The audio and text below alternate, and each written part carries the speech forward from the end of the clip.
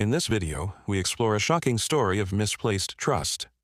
She thought she was living in a safe home, but behind closed doors lurked a terrifying secret.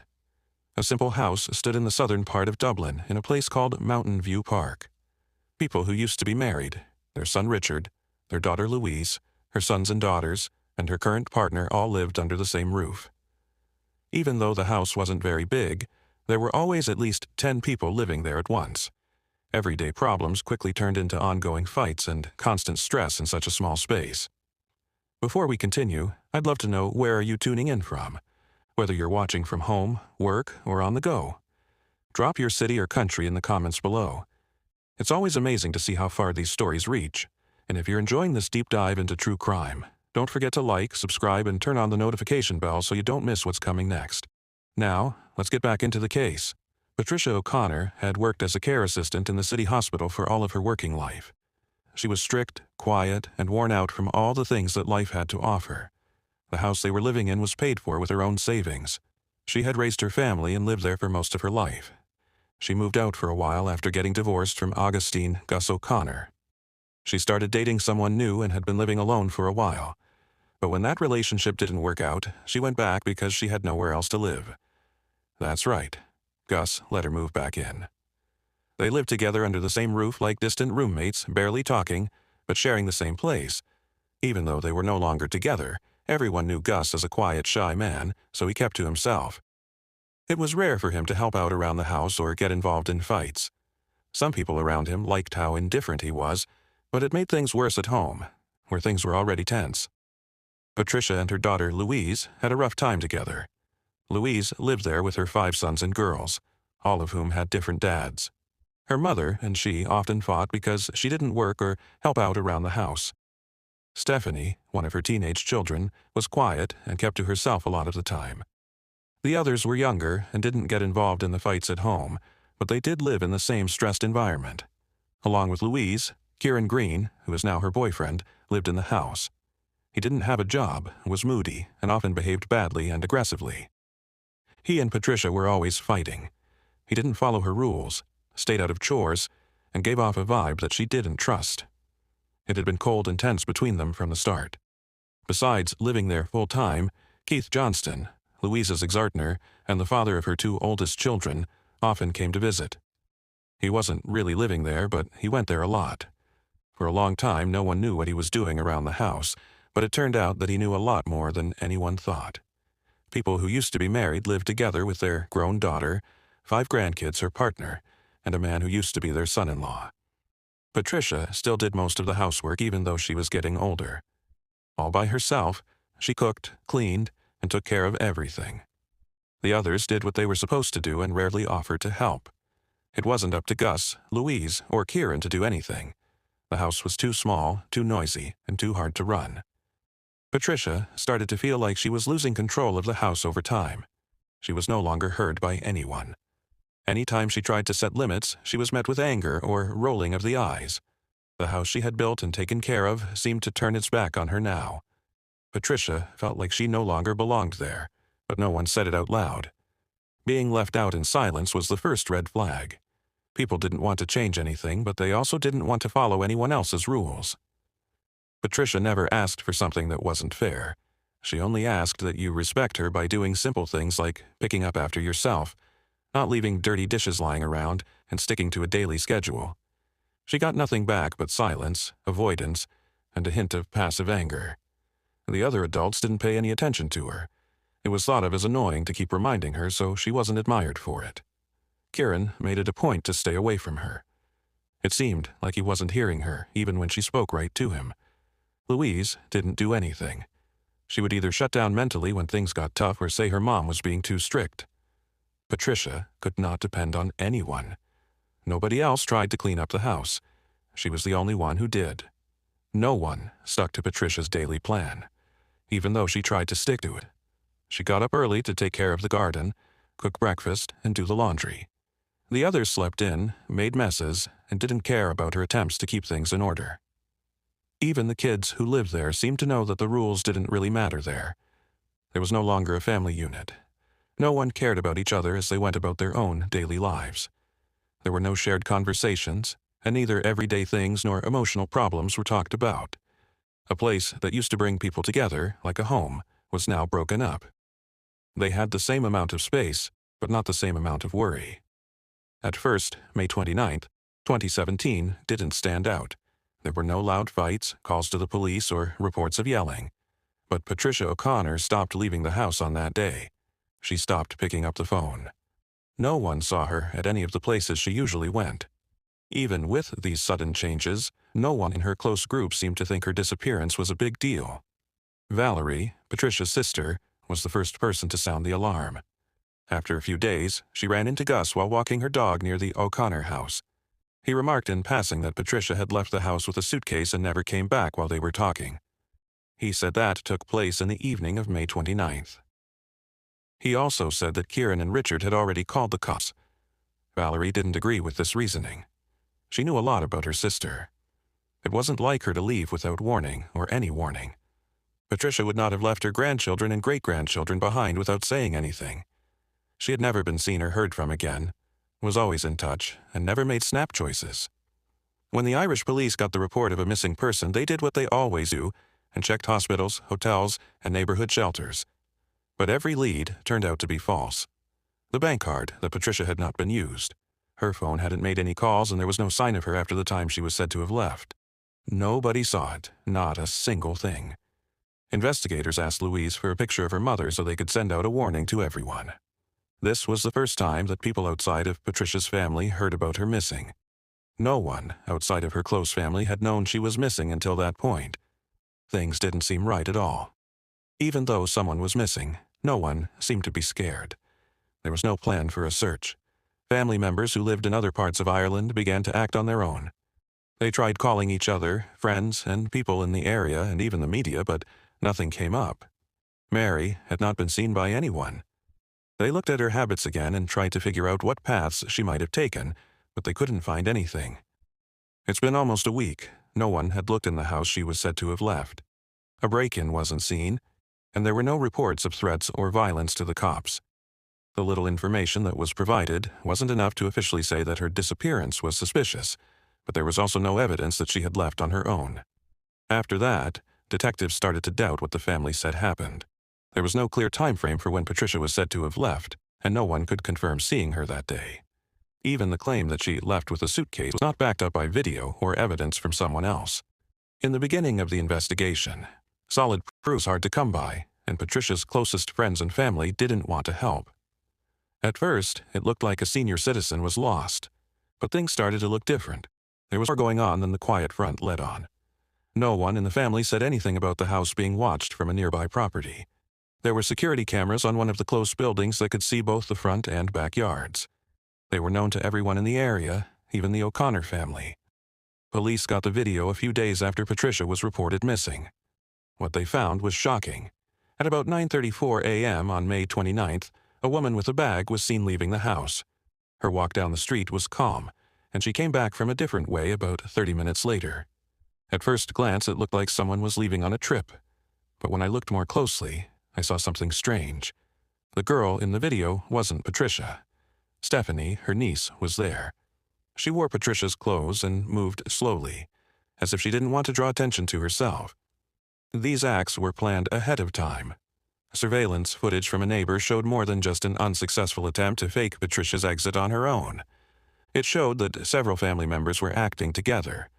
The moment Stephanie came back through the backyard was very important proof. The plan was to make it look like Patricia had left on her own, which would trick the police and delay any quick search of the house. When the records were looked at again, they showed that Patricia had never left the house. Not on May 29th, and not before that either. It was also found that someone in the family had used her cell phone to send texts after that date, making it look like she was on a trip. The public didn't know about this right away, but it later became part of the charges of obstruction of justice. Every adult who lived there had a part to play. Kieran told the police that Patricia had left. Louise backed up the same story with a picture. It was said again by Gus, who didn't show any doubt. They didn't question the truth of what was said to have happened, even though none of them had seen Patricia that day. A big part of how they acted was that they coordinated their silence and told each other the same story about what happened. Investigators found problems with what they said. Louise said that her mother's departure didn't come as a surprise and brought up old problems, but she couldn't name a specific event. Patrick had said she was going to leave, but Gus didn't know where she would have gone. Kieran said that a stressful situation in the house might be the reason. At the same time, other things didn't make sense. Patricia didn't seem to have packed to leave. Everything she owned, including her clothes, medicines, personal papers, and bank card, was still there. This was the exact opposite of what was said about her claimed plan to leave. The people around her hadn't seen her leave. There wasn't a cab, a bus, or even a person walking by who could confirm that she was leaving. The trick fell apart quickly. As soon as Patricia was officially reported missing, and the public was asked to help, new information began to come in. Some people who saw what happened said that Kieran and Louise had been acting strangely. They stayed away from people, didn't ask for help, and didn't seem to care. All of this led to one scary truth. Patricia didn't leave by herself. Through the first few days, it was clear that her absence was a lie to hide something much worse. In County Wicklow, on June 10, 2017, a family that had been on a vacation was getting ready to go home along an old road called Military Road. As one of them looked for a lost item in the thicket next to the road, they saw something strange in the tall grass and brush. At first, they thought it was animal bones, but when they looked more closely, it was sad to see that it was a human body part. The police were called right away to the scene. What happened next was a huge, well-planned operation. The place was made safe. Aerial help was brought in along with military units and defense staff. Over the next few days, more body parts were found lying around on the side of the road. There were more than 100 people involved in total. Over the course of about 15 miles, investigators found the body parts in 9 different places. At first, it was hard to identify anyone. Authorities thought the remains belonged to a man based on their shape and the first things they saw. That thought changed, though, as more pieces were found. After some time, forensic experts confirmed that the victim was a woman over 60 years old, but right away there was no link made to any active missing person cases. The lack of papers, clothes, or other personal things found with the body parts made it harder to identify the person. Each piece was wrapped in its own plastic bag. Investigators think the body had been cut up and thrown away within 24 hours of being found because there were few signs of animal activity or rot. The state of the body parts suggested that someone had tried to slow down the decomposition process, possibly by burying them or exposing them to cold. In Dublin, the search for Patricia O'Connor was still going on because the body had not been formally identified yet. Neither case had been tied yet. The police were still looking into the idea that Patricia had left on her own. The big step forward came 3 days later on June 12, 2017. Lady Anne Green went into a police station. The way he looked sent up red flags. He was upset, talking quickly, and often contradicting himself. He said that he was Louise O'Connor's partner and that he was responsible for the death of her mother. Right away, he made it clear that he had moved in self-defense.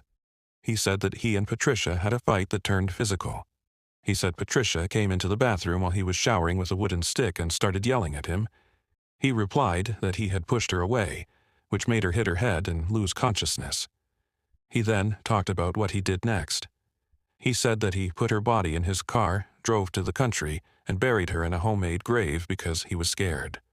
A few days later, he said he went back to the scene of the crime, dug up the body, cut it up, and threw the pieces in different out-of-the-way places in the Wicklow Mountains so no one would find out what had happened.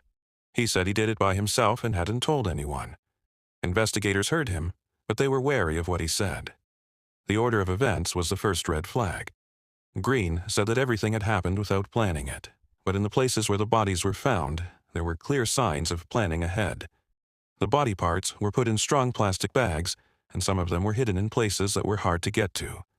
Forensic tests also showed that the head had multiple injuries that could not have been caused by a single fall.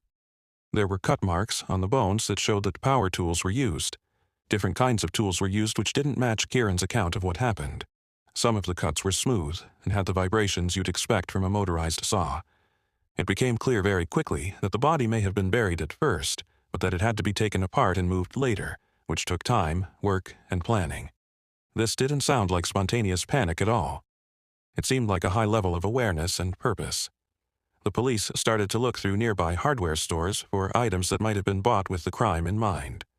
People asked for surveillance video and records of transactions, especially ones that had to do with Kieran's family or friends. At the same time, agents turned their attention back to how other people living in the house were acting. Stephanie had been caught on video wearing Patricia's clothes before, which had been thought to be a joke. Now she was being closely watched. Investigators were looking at her movements to see if she might have been trying to deliberately mislead them. It was also called into question how Louise was acting. There was trouble between her mother and her partner, but she didn't do anything about it. People now thought that the things she said before were not full and sometimes went against each other. Because Kieran told the police what she did, they began a much bigger probe. The police looked at not only him, but also everyone who had been in the house in the days before Patricia went missing. No longer was the event seen as a terrible mistake. There were signs that more than one person was involved and that they were working together to hide a major crime. The next step in the investigation was to see if there were any ties between Kieran and other guys in the family. That made everyone look at Keith Johnston, who used to be with Louise. Even though he didn't live in the house full-time, he kept in touch with Louise and visited often. Investigators found that Keith and Kieran had gone shopping together at a home improvement store not long before the event. They were seen on security video buying saws, heavy-duty bags, chemical cleaners, and safety gloves together. The things had been bought after Patricia was said to have died, which was found out when the purchases were looked at again. This went against the story of fear and pointed to action that was planned ahead of time. A new idea that made sense came up.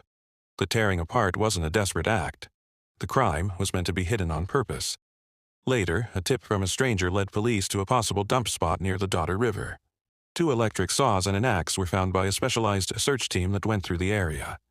Forensic tests proved that the tools were used to cut up the body. On one of the blades, pieces of bone that matched Patricia's body were found. Everyone in the house was brought in again to be questioned. Louise changed how she spoke. She used to say Patricia had left on her own, but now she said she had only believed what Kieran told her and didn't know the whole story. The interview went on for a long time.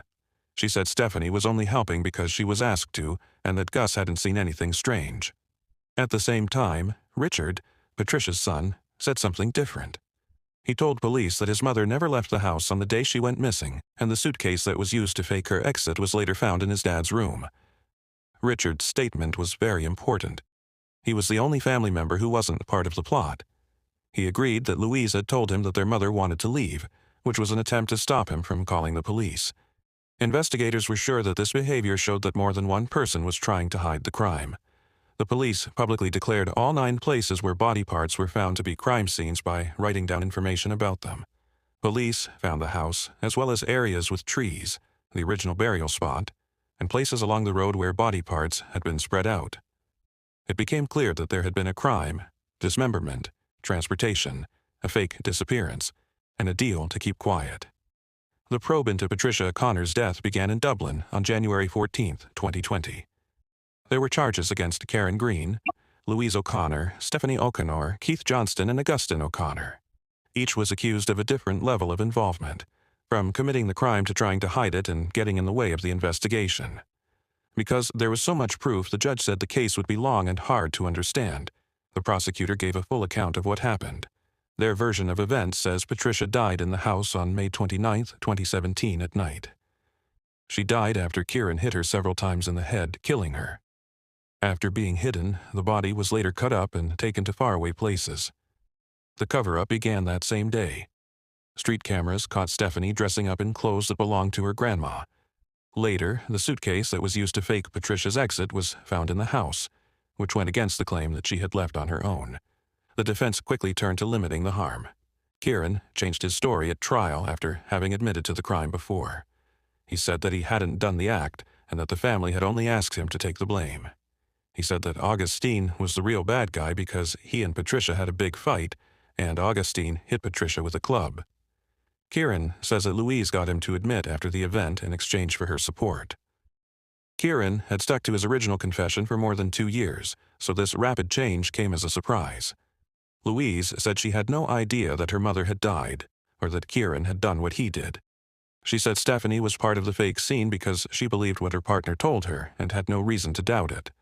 But the prosecution showed Richard's comments in which he said that his sister was involved in hiding the crime. The prosecution showed camera footage of Kieran and Keith buying things like saws, heavy-duty bags, and more. They also showed film of the vehicle that was used to move the bodies. Multiple hard force injuries to the head and dismemberment done with power tools were confirmed in separate medical reports.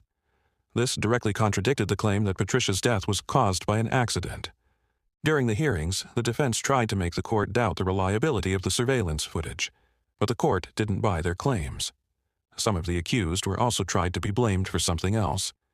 Each suspect tried to play down their part. Augustine, Louise, and Keith were blamed by Kieran. Louise said Kieran was to blame. Stephanie said she did what her mother told her to do. Keith said he had no idea what the tools were for. Augustine said that all he did was believe what his daughter told him. The prosecution stressed how well-planned the lie was and how everyone in the family worked together to hide the crime. According to the evidence, everyone in the house knew about Patricia's death, but kept it a secret on purpose, telling the same stories to trick the police. The result was easy to see. This wasn't a scary time. A group of people worked together to try to hide a crime. The sentence was given on January 23, 2020. The person who killed Patricia O'Connor was found to be Kieran Green. The lack of self-defense, the dismemberment, and the attempt to trick detectives were all things that made things worse. He was given a life sentence in jail with the chance of getting out before 2040. The granddaughter of Patricia, Stephanie O'Connor, got 18 months in jail. She was found guilty of lying to the police by taking part in the fake exit. Watch a video of her carrying a bag while dressed in Patricia's clothes. The defense said she was just doing what her mother told her to do, but the court said her actions were planned and deliberate. Louise O'Connor got 2 years and 10 months in prison. The court said she had slowed down the justice system, planned a lie, and hidden proof. She also put a lot of stress on other family members and tried to stop her brother from calling the police, which was represented in her sentence. Louise said she wasn't guilty, but her reasons didn't make sense when looked at against the facts. Keith Johnston, who used to be with Louise, got 2 years and 10 months in prison. Surveillance video shown in court proved that he bought the tools that were used to cut up the body. However, the court found no proof that he actually did the act, but it did find that he actively helped hide the crime. Before the trial even started, Augustine O'Connor admitted that he had lied to the police. That's right, he admitted that he knew Patricia was missing, but had believed the lie that she had left on her own. Because of this, he got 18 months in jail. The court decided that he would be available for parole after 1 year because of his age, and the fact that he had helped the police in some ways. The real time served was not the same as the sentences that were given. Stephanie was freed after only 8 months. After she was freed, she didn't say anything in public and stayed out of the spotlight totally. Augustine did his time for about 13 months before he was also let go. Louise got out of jail in May 2022 after being locked up for just under 2 years. She got a place to live through a government program for helping people who have been in prison. Keith got out of jail in September 2022. He was captured by the media in public places, and he didn't seem sorry or upset. Because of this, Kieran Green is the only person still serving a full term. He is still locked up in a high-security jail. Extremely few people think that he will be freed early before 2040. The court decided that everyone who was found guilty did what they did not to help with the crime, but to hide it. Even though their level of participation was different, every adult in the house took part in the lie and the group effort to avoid responsibility.